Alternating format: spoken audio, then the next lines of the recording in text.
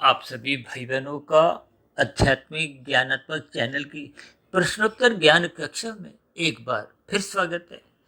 आज की चर्चा में प्रश्न लिया है संसारी भोग और आध्यात्मिक भोग में क्या अंतर है। देखिए, भोग शब्द लिखने में बोलने में एक समान है, लेकिन इन दोनों शब्दों के पीछे देखिए, पहले भोग में तो संसार का नाम आ जाता है। संसार कहो, रजोगुण कहो, देखिए संसार को विषय भोगों से जोड़ा जाता है, संसारी आकर्षणों से जोड़ा जाता है। ये जो आपके हमारे जीवन में 5 भोग्य विषय हैं, गंध, रस, रूप, स्पर्श, शब्द, जिनके कारण आपका हमारा एक बंधन की स्थितियां आपके हमारे जीवन में सहज ही बने रहती हैं। क्योंकि रजोगुण जब जब बिगड़ता है तो फिर वो आपको हमें तमोगुण में गिराता है, और तमोगुण में गिरना या रजोगुण में रहना, ये दोनों गुण संसार से बांधते हैं। देखिए, रजोगुण की कहीं भी उस दृष्टिकोण से कोई दंडात्मक स्थितियां नहीं बनती, यानी कि रजोगुण में रहते हुए आपको में कोई प्रकृति की व्यवस्था में या कानून की व्यवस्था में कोई दंड नहीं मिलता। देखिए, जैसे हम कानून का पालन करते हैं, अधिक धन कमाते हैं, अधिक खाते पीते घूमते फिरते हैं, तो कानून भी आपको हमें कोई दंड नहीं देता, पुलिस पकड़ती नहीं है, न्यायालय में पेश नहीं करती। लेकिन शास्त्रों में बार बार कहा गया कि परमात्मा से जुड़ो, सत्संग करो, गुरु की आज्ञा में रहो, शास्त्रों को अपने जीवन में उनका स्वाध्याय करो, ब्रह्म मुहूर्त में उठो। ये सभी स्थितियां परमात्मा से जोड़ती हैं, और परमात्मा से जुड़ने से क्या है, आपके हमारे जीवन में आनंददायक स्थितियां सहज ही अपना स्थान बनाने लगते हैं। देखिए, आनंद शब्द परमात्मा के लिए आता है। ये जो संसार के लिए आनंद शब्द नहीं, सुख शब्द आता है। देखिए, कोई भी मनुष्य हो, दुख नहीं चाहता, कीड़ा मकोड़ा भी दुख नहीं चाहता। आप चींटी का भी कभी रास्ता रोको, मच्छर को भी पकड़ो, मक्खी को भी पकड़ने की कोशिश करो, उस पकड़ने में, उस बंधन में उसको एक दुख की प्रतीति होती है, और दुख से सभी बचते हैं। मैं भी बचता हूँ, आप भी बचते हो। देखिए, हम जो सत्संग करते हैं किस लिए, ताकि संसारी त्रिविध तापों से, देखिए शास्त्रों में तो त्रिविध ताप कहा गया है, आध्यात्मिक दुख, भौतिक दुख और दैविक दुख।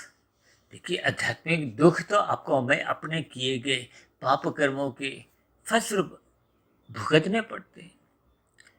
और भौतिक दुखों का अभिप्राय देखिए, जैसे कुत्ते का काट लेने पे, बंदर के काट लेने से, मच्छर के काट लेने से, या कभी कभी अन्य मनुष्यों के काटने से, काटने का मतलब कोई हत्या की स्थितियां, कोई दुखदायी स्थितियां, आज आतंकवादी देखिए कैसी कैसी विपरीत परिस्थितियां आपके हमारे जीवन में लाते हैं।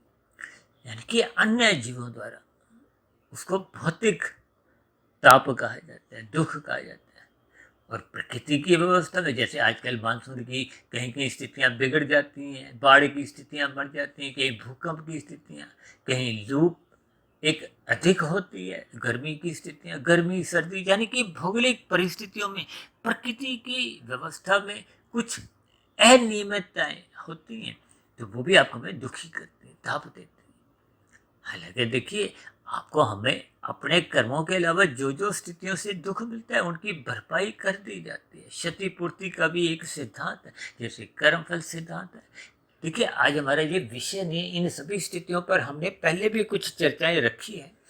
आज हमारी चर्चा केवल इतनी ही है कि ये संसारी भोग और ये जो परमात्मा के लिए जो भोग कहा जाता है, अक्सर हम देखिए आरतियाँ गाते हैं, पूजा पाठ करते हैं, और भी कुछ देखिए, एक धार्मिक क्रियाएं के अंत में हम परमात्मा को कुछ सात्विक पदार्थों का भोग लगाते हैं। तो ये भोग शब्द देखिए राजसी मनुष्यों के लिए भी इस्तेमाल में आता है। तो इसलिए किसी भाई बंधु का ये एक प्रश्न आया जो मुझे अच्छा लगा। देखिए, ये सभी स्थितियों को आपको में ज्ञान पूर्वक समझना है। एक भोग आपको में रजोगुण में एक संलग्न करता है, और रजोगुण के ही भोग जब अमर्यादित हो जाते हैं तो फिर मनुष्य छोटे रास्तों का इस्तेमाल करता है। देखिए, भोग आपको में प्रमाद में ले जाते हैं। प्रमाद में आप जब आवश्यक कर्म करते नहीं, लेकिन भोगों के आवेग वो आपको हमें धक्का देते हैं, भद्दे कर देते हैं। फिर हम छीना झपटी करते हैं, और छीना झपटी का अभिप्राय निषिद्ध कर्म करते हैं, जो कानून भी मना करता है और शास्त्र भी मना करते हैं, जिसके फलस्वरूप आपका बड़ा पाप कर्मों का कर्माशय बनता है। यानी कि भोग की स्थितियों का संबंध जो संसारी भोग है, उनका संबंध राशि और तामसी स्थितियों से है।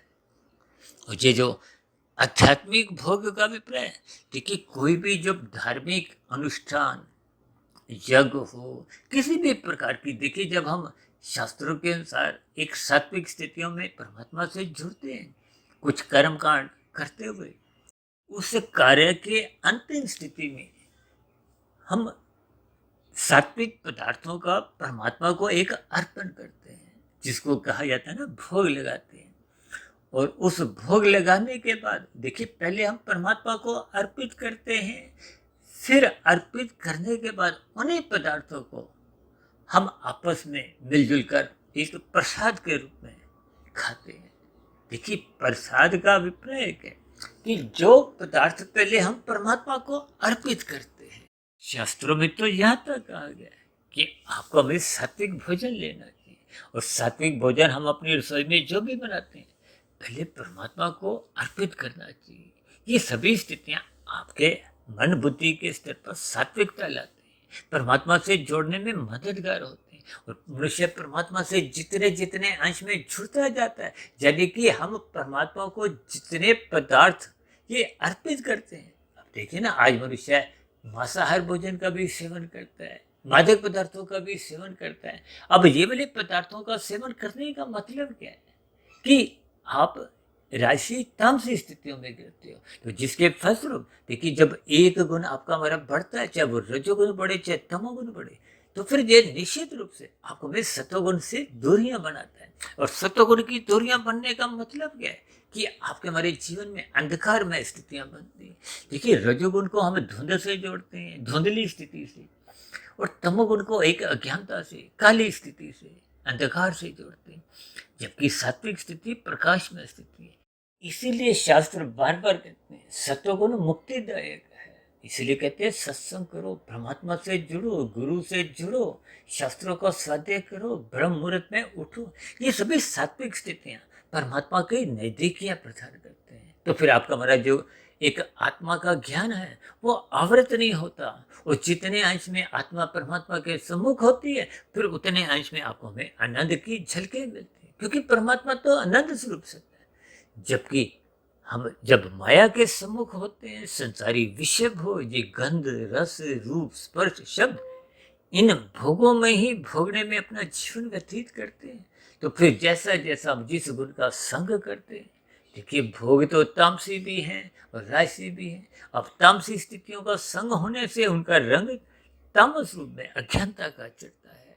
जब हम राशि स्थितियों का संग करते हैं तो आप में हमारे जीवन में ये भोग विलासिता का स्थितियां बनती हैं, हम परमात्मा में आते हैं, और रजोगुण तमोगुण दोनों ही ये सतोगुण से दूरी बनाते हैं। इसलिए हम सभी भाई बहनों को सतोगुण का संग करते हुए अपनी सात्विक स्थिति मजबूत करनी चाहिए, और राजसी भोगों को भी मर्यादा में लेना चाहिए, और तामसी स्थितियों से, भोगों से तो सदा ही आपको हमें दूरी बनानी चाहिए।